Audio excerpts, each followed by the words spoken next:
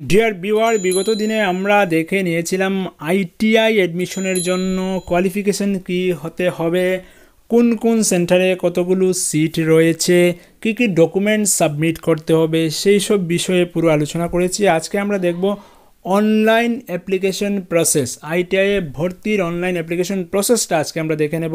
তো আপনারা নিশ্চয়ই জেনেছেন যে অনলাইনে আবেদন করতে পারবেন 3 সেপ্টেম্বর থেকে 10 সেপ্টেম্বরের মধ্যে। তো হারি আপ, তাড়াতাড়ি করে নিন, কারণ 15 সেপ্টেম্বর কিন্তু লিস্ট আউট হয়ে যাবে। ওকে, তো আইটিআই অনলাইন অ্যাডমিশনের ক্ষেত্রে কিন্তু আপনি ITI admission.tripura.gov.in লিখে সার্চ করলেই পেয়ে যাবেন লিঙ্কটা। ITI admission.tripura.gov.in লিঙ্ক চলে এসছে, সেখানে ক্লিক করলাম। ক্লিক করার পরেই এমন পেজ চলে আসবে, সেখান থেকে আপনি বেঙ্গলি ভার্সন অ্যাডমিশন নোটিফিকেশনটা দেখে নিতে পারেন।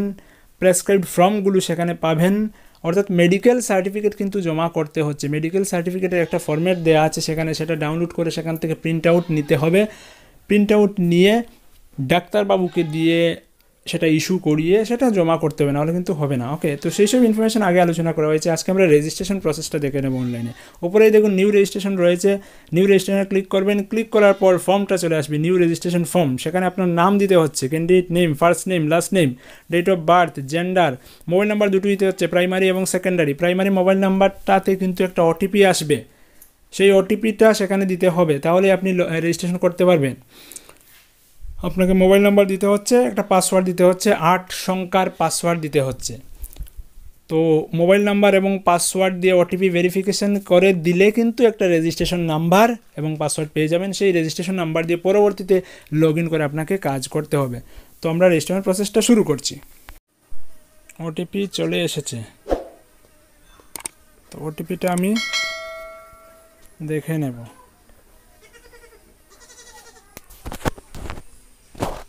OTP 407305।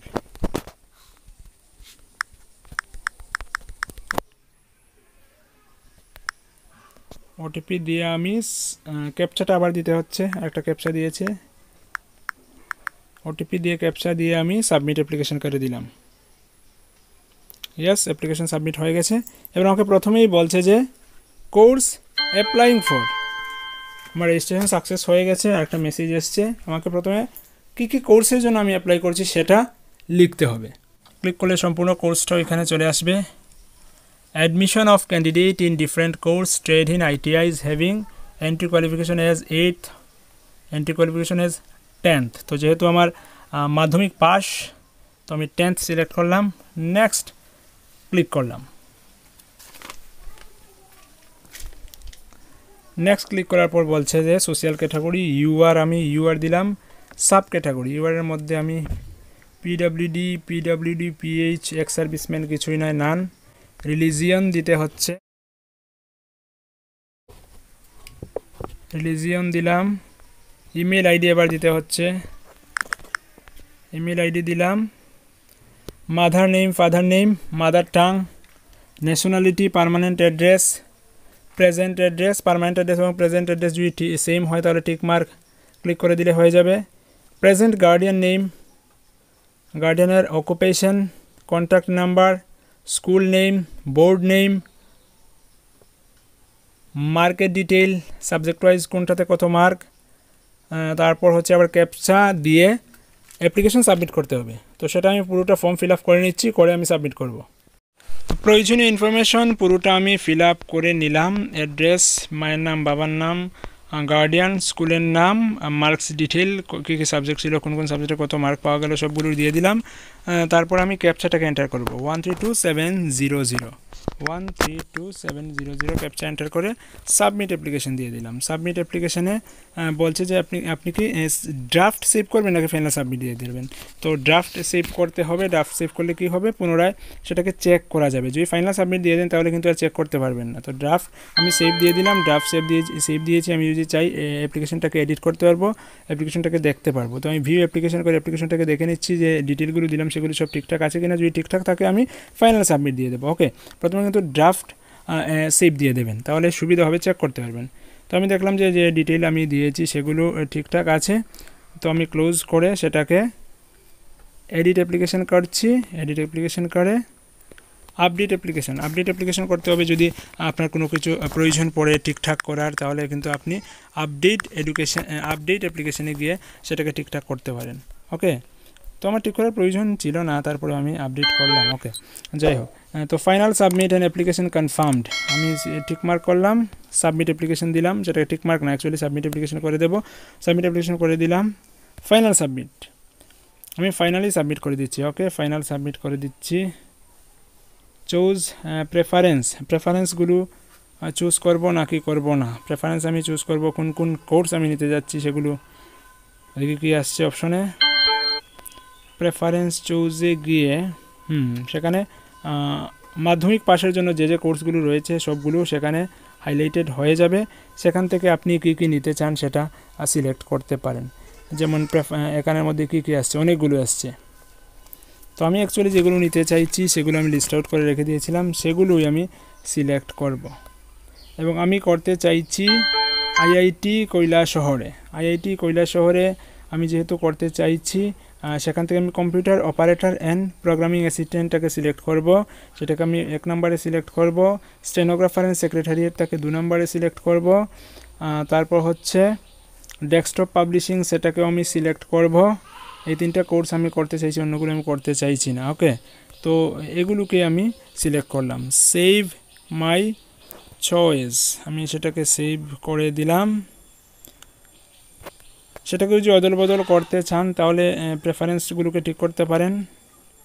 তো যদি ঠিক করার প্রয়োজন পড়ে তাহলে আপনি সেগুলোকে ঠিক করতে পারবেন। আমি আর ঠিক করতে চাইছি না, আমার 1 নম্বরে আমি রাখতে চাইছি কম্পিউটার অপারেটর, 2 নম্বরে আমি সেক্রেটারি অ্যাসিস্ট্যান্ট, 3 নম্বরে আমি ডেস্কটপ পাবলিশিংটাকে রাখতে চাইছি।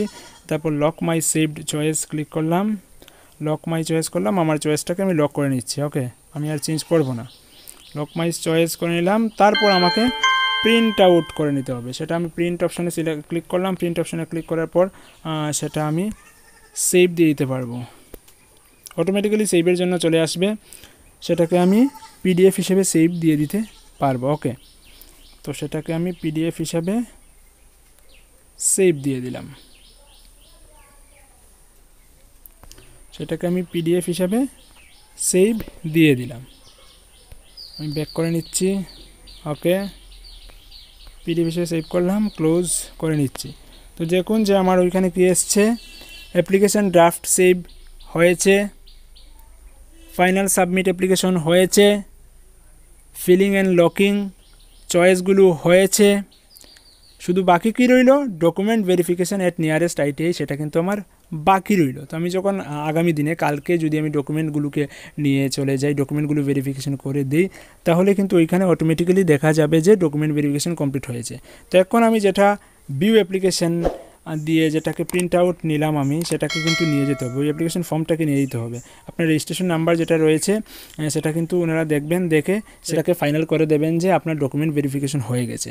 তারপর যখন আপনার কনফার্মেশন হবে সেখানে লিস্ট চলে আসবে, ওইখানে ওয়েবসাইটে লগ ইন করার পরেই কিন্তু আপনি আপনার নাম দেখতে পাবেন যে আপনি যে যে কোর্সের জন্য সিলেক্ট করেছেন কোনটা আপনি পেয়েছেন।